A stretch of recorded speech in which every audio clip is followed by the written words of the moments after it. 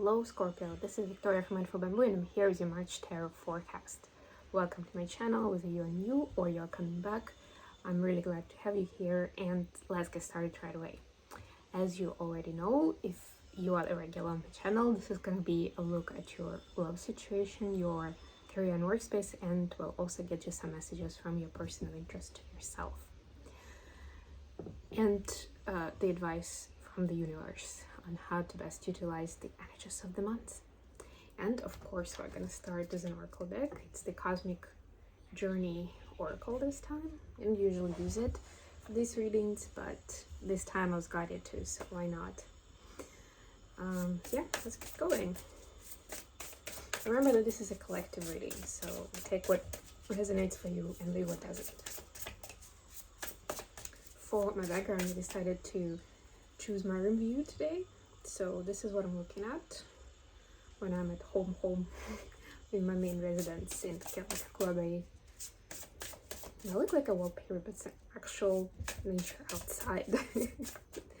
To give you an idea, it's a wonderful day. As you can see, it's sunny. It's actually pretty hot. I'm glad to be hanging out with you guys today. Let's see what we have for Scorpio. Find your star family in this cosmic game of hide and seek. Yeah, so star family a lot of times is about finding your soulmates, you know, people who you really, and you probably all know that you can have more than one. Actually, all of us have more than one. It's not just about the romantic relationships, about other important people in your life, like friends, like mentors,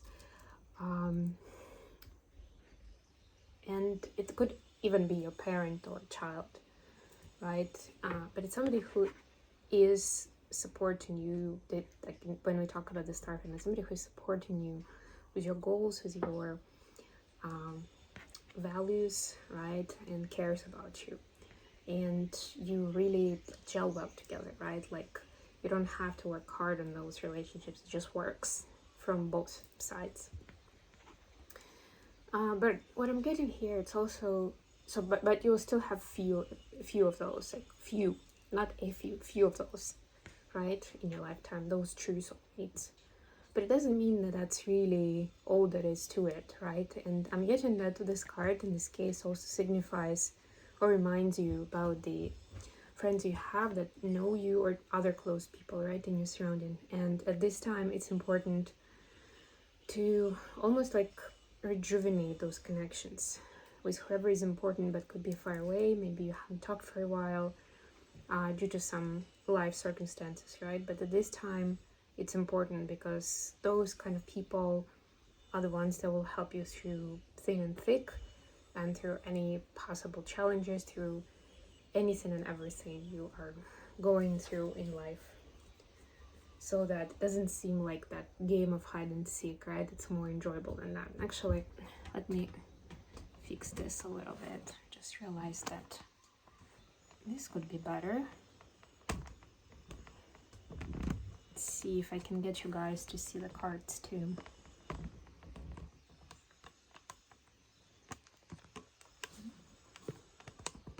Oops. Maybe not. It's okay. I'll stick with the view. I'll be showing you the cards anyway. Okay, like this, the tarot.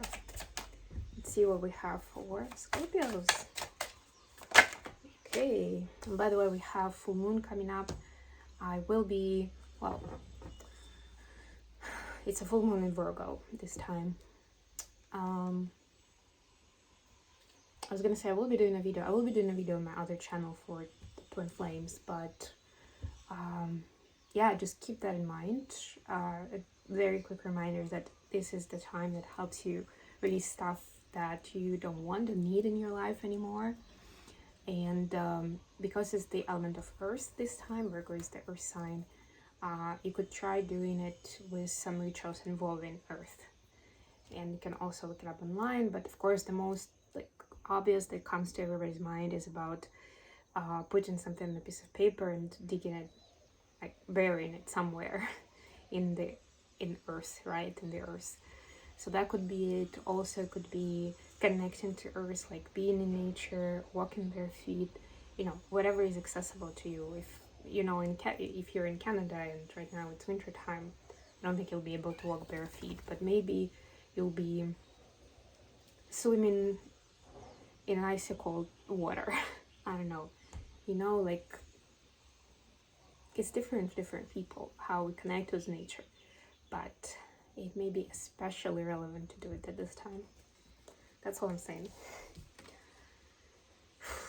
Okay, so for your love situation, we have Four of Swords, bit of stagnation. I'm getting Knight of Cups. You see, that's the full moon for you. There's some stuff that needs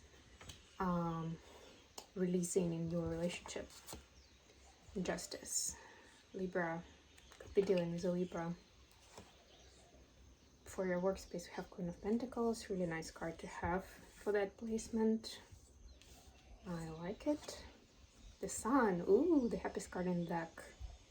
Wonderful. This is Leo energy, could be dealing with a Leo. And Three of Swords, not so happy, but we'll talk about it in a moment. The advice, Two of Cups, look at that. We're just talking about soulmates, and this is a soulmate energy. For the advice, which again brings me back to what I was just talking about with sticking to those people, right? Contacting them, and actually, however, when you think about it, those strong bonds in your life, whoever you think about it first, that's probably the person that you need to contact in your current, wherever you are in life, like whatever you're dealing with. So just do it, just go with your intuition, and then as you talk to that person, you'll figure out why. Maybe you don't know it right now because you haven't been in touch for a while, right? But as you catch up, you'll find out that maybe they're going through something similar, or they know exactly the answer to your questions for one or another reason, right? The Hangman, Sagittarius energy, and Five of Pentacles.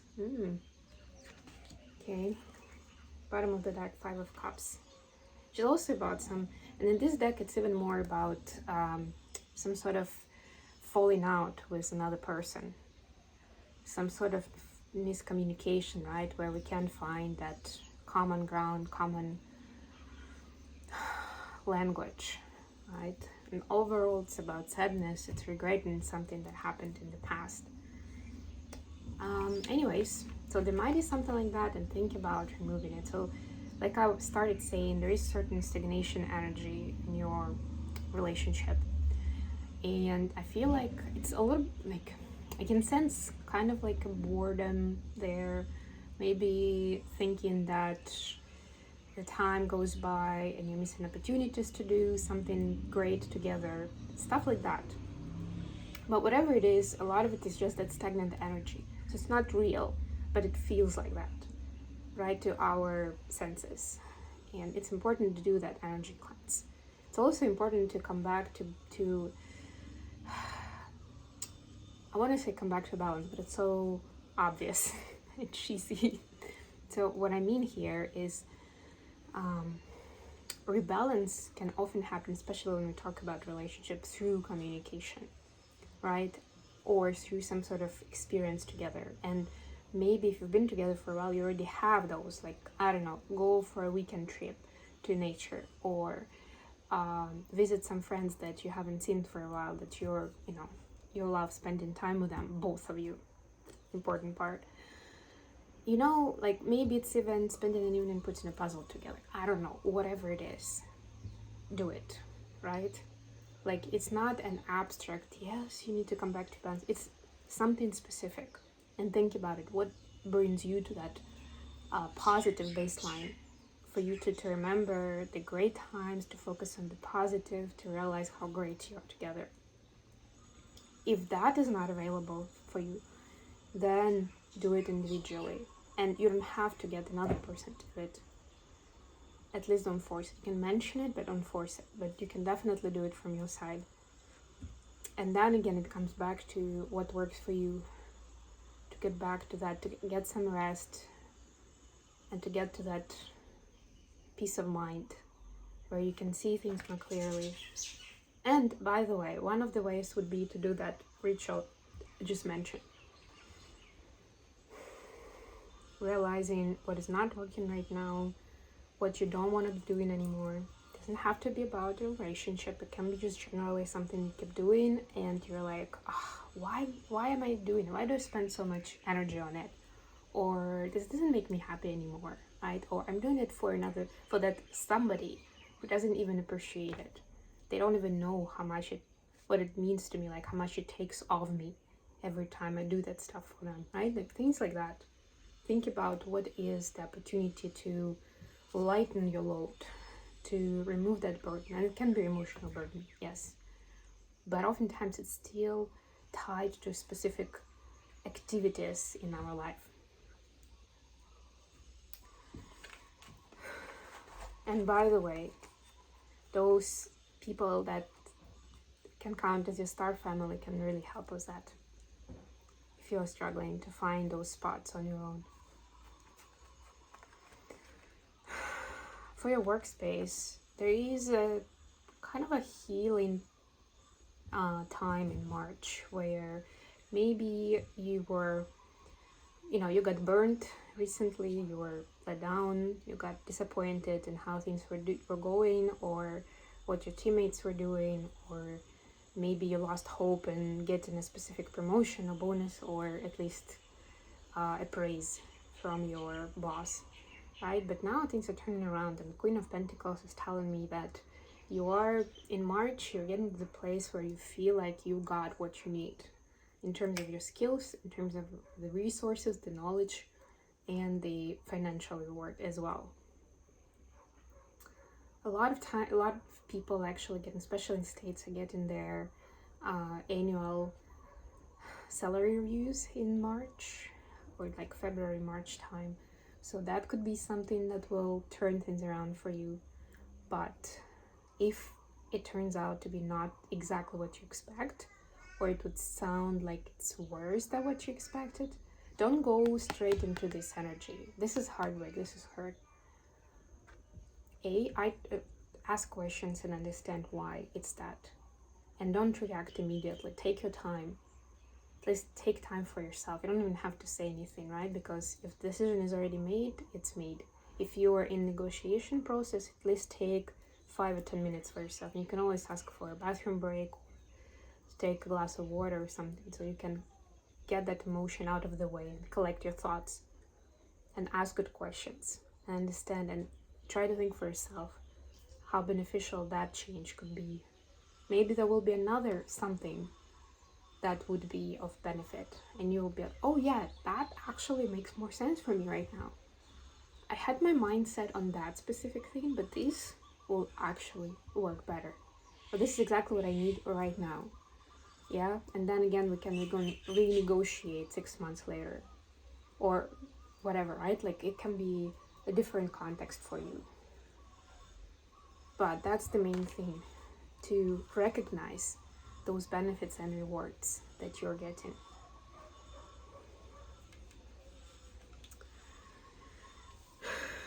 For the advice, we have also very different energies, and I already spoke about the soulmates, so I'm not gonna repeat everything. I'm just gonna state that those soulmates that you have in your life that you know about, they're gonna be of big help and support during this time. And look, there's still stuff to process, right? And even that releasing that I mentioned for the full moon. And by the way, although the full moon is on the 6th or 7th, depending on where you are in the world, the energy is going to be relevant for another 2 or 3 days afterwards. So you still have a few days. But it's not always as simple as that. Or you may like pray or meditate or do a ritual around certain intentions to leave things behind. Doesn't mean that you're gonna immediately leave them behind, right? So it's still gonna take time. You're still gonna feel lonely and kind of cut off from your usual life, maybe even for a while. But that's also for a reason, so that you can see things from a different perspective. So you can kind of like boil in it, if you know what I mean. You can kind of like get cooked, simmer in it, and you understand better why is it in your path and what you're supposed to do with it. not the I'll show you way, but what is actually going to be beneficial to people involved. What is the win-win? And of course, prioritize and taking care of yourself.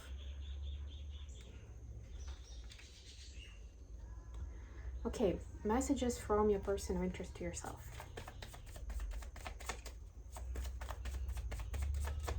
Messages for Scorpio from their person.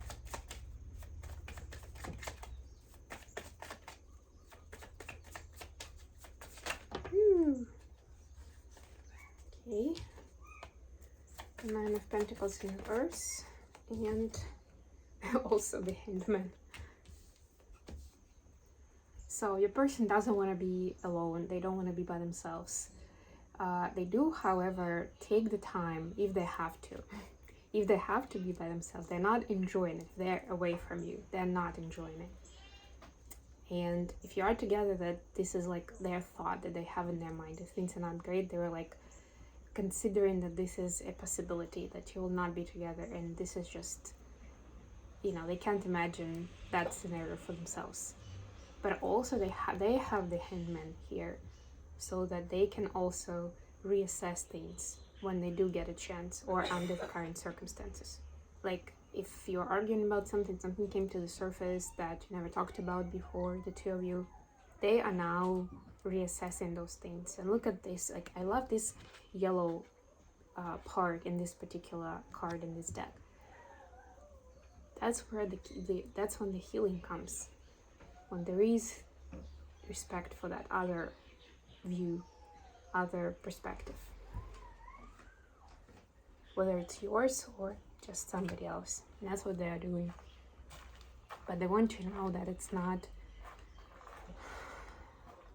to find a way to do things by themselves or live life by themselves. It's so that you can live this life together.